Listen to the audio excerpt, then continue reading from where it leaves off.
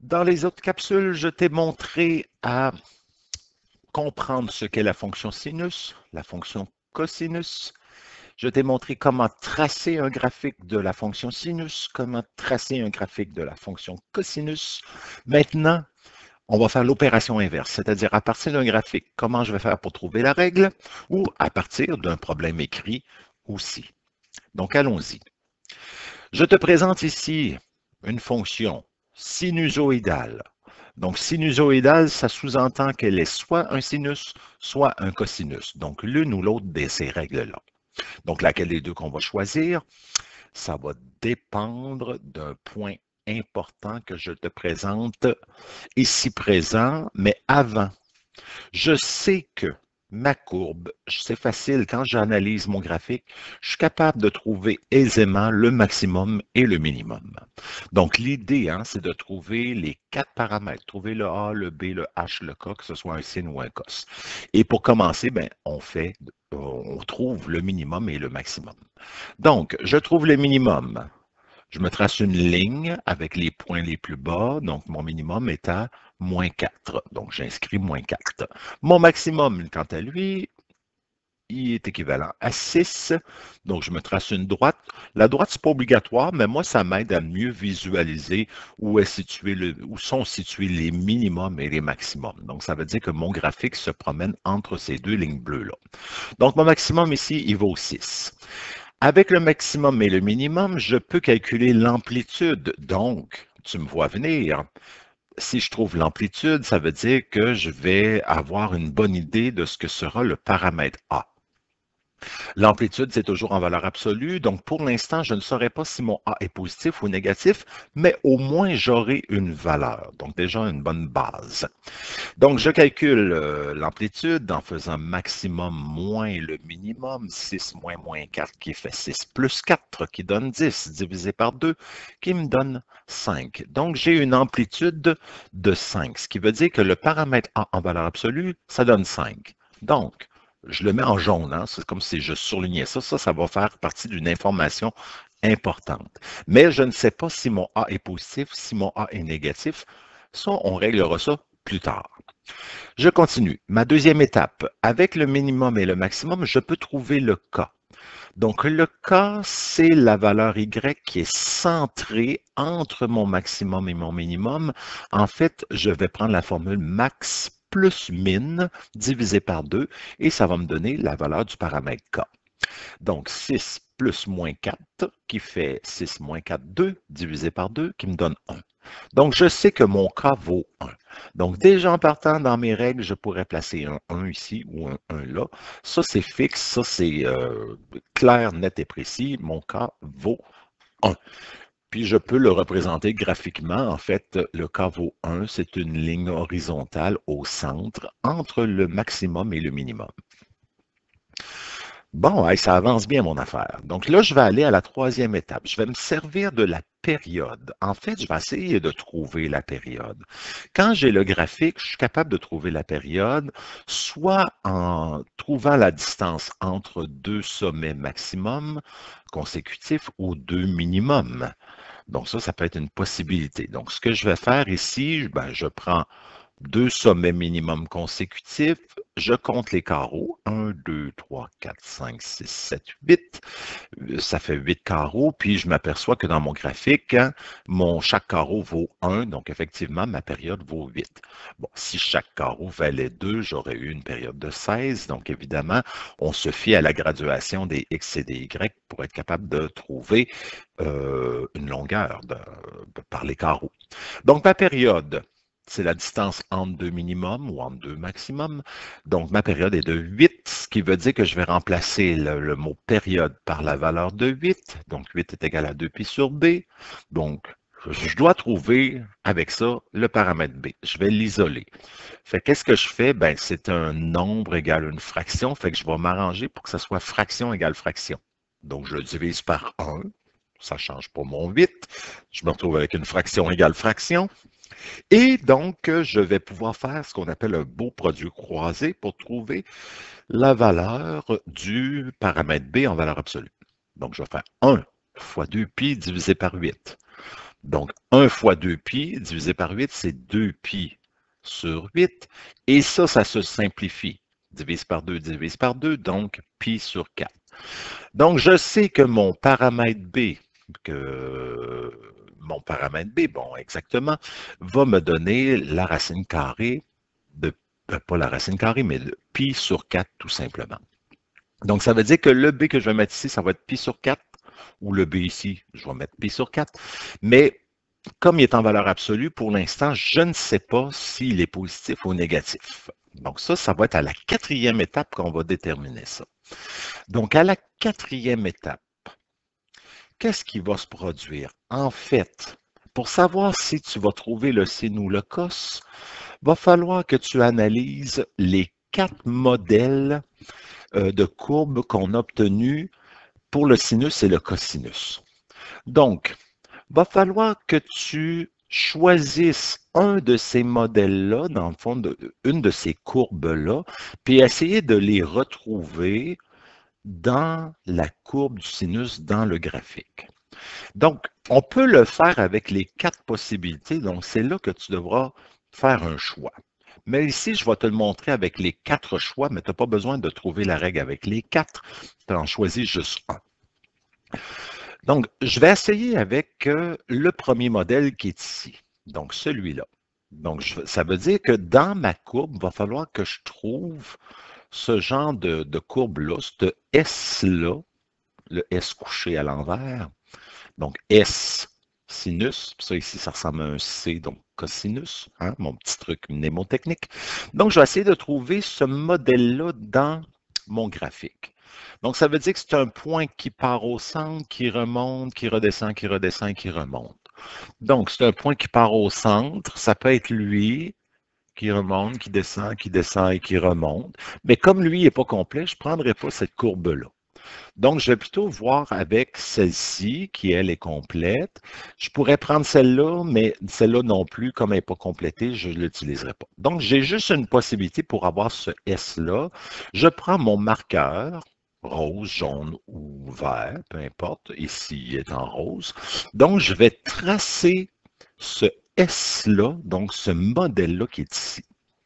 Donc, à ce moment-là, je sais que le point de départ, ça va me permettre de trouver mon H et le K que je connais déjà, mais le H, ça va être bon avec mon point de départ de ce S-là, de le trouver. Parce que dans le fond, je connais le A, je connais le B, je connais le K.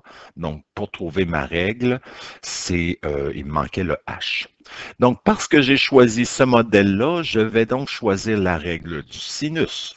Et là, je vais être bon pour compléter le A, le B, le H, le K.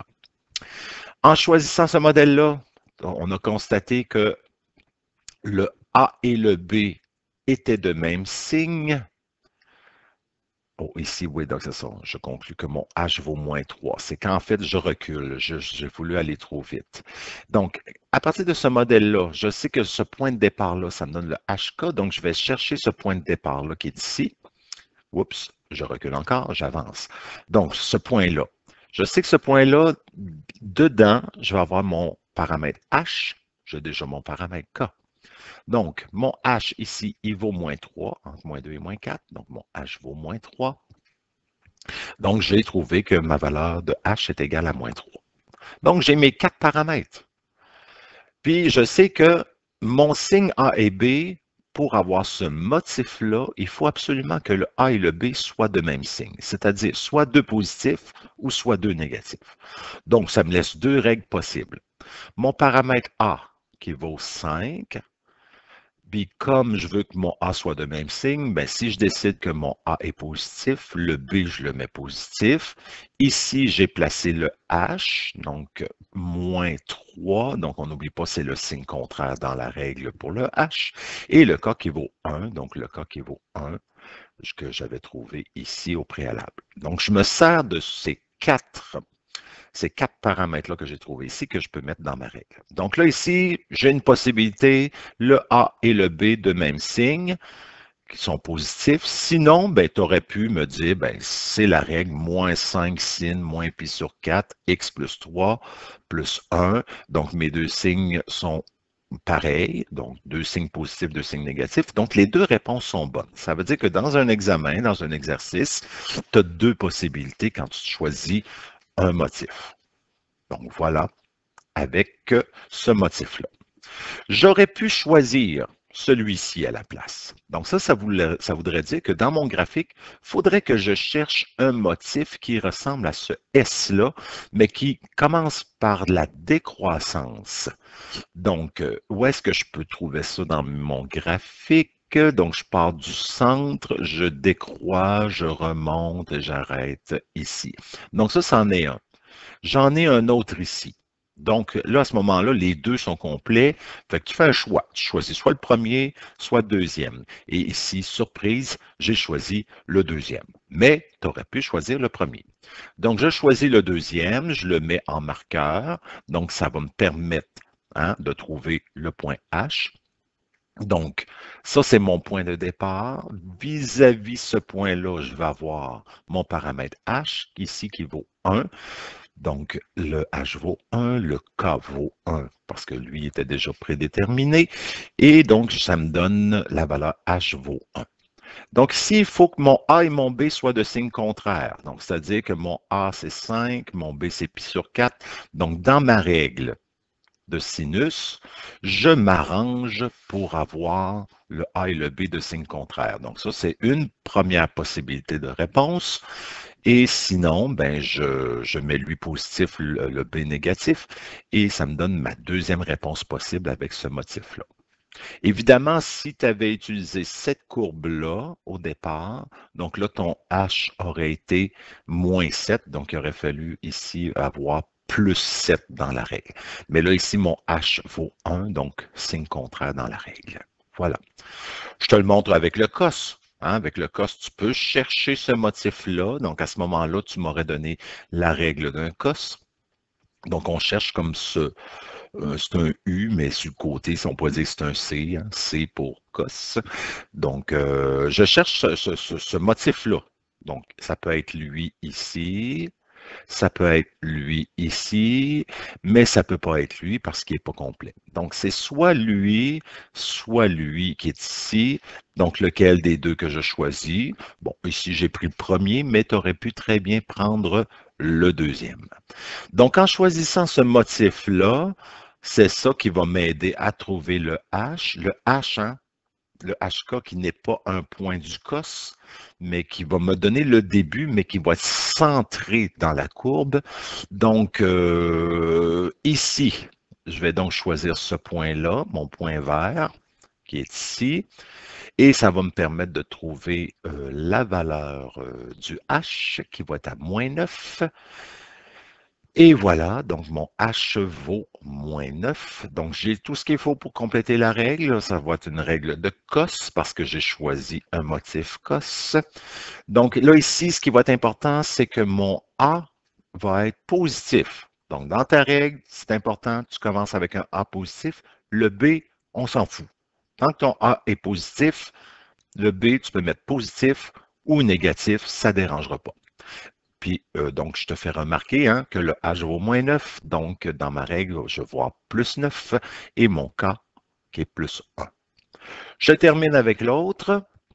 Donc, si tu choisis celui-là, c'est une possibilité qui t'appartient, c'est un choix qui t'appartient. Donc, on peut chercher ce motif-là dans le graphique. Donc, je pourrais prendre ce motif-là qui est ici ou prendre lui. Donc, l'un ou l'autre tant qu'il est complet. Donc, ici, j'ai décidé de prendre le premier motif. Donc, ça va me permettre de déterminer mon point H qui est situé ici. Mon point HK. Donc, je répète, le point HK n'est pas un point de la courbe du cosinus. Donc, le HK qui est situé ici, ce qui veut dire que mon H vaut moins 5. Donc, mon H vaut moins 5. Ici, mon A doit être négatif. Donc, ce qui veut dire que dans ma règle, absolument, mon A doit commencer par un négatif. Le B, on s'en fout. Tant que mon A est négatif, ça va me donner exactement la même chose. Et mon point moins 5, 1, donc plus 5, parce que c'est moins H.